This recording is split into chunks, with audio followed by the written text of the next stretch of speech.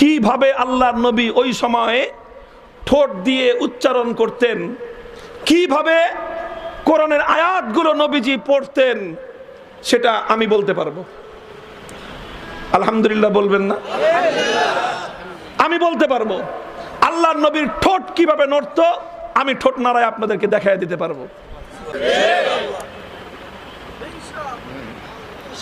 এটা তো বড় বরকতময় জিনিস। নবীজির একটা বিষয়, নবীজির একটা আমল আমি আপনাদেরকে দেখায় দিব। ব্যাপারটা খুব সহজ, বড় চমৎকার, বরকতময়, পৃথিবীর একটা অত্যাশ্চর্যজনক একটা বিষয়।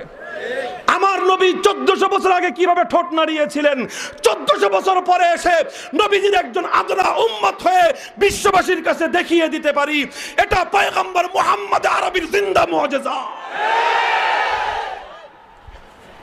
কথা ঠিক না বেঠিক?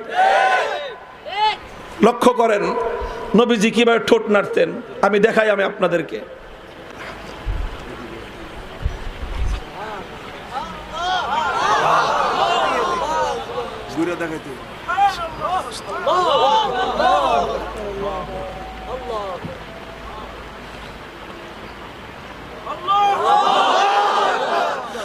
বলবেন হুজুর আপনি কিভাবে দেখলেন?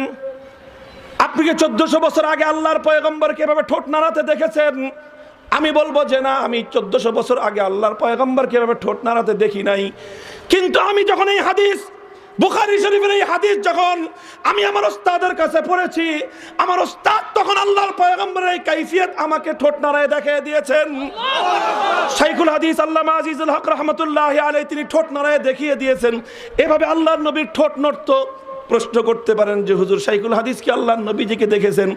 আমি বলবো যে না, শাইখুল হাদিস আল্লাহর নবীকে দেখেননি, তাকে তার ওস্তাদ দেখিয়ে দিয়েছেন। শাইখুল ইসলাম সাব্বির আহমদ ওসমানী রহমতুল্লাহি আলাইহি তাকে তার ওস্তাদ দেখিয়ে দিয়েছেন। শাইখুল হিন্দ মাহমুদ হাসান দেওবন্দি তাকে তার ওস্তাদ দেখিয়েছেন। হুজ্জাতুল ইসলাম কাসিমুল খায়রাত ওয়াল উলুম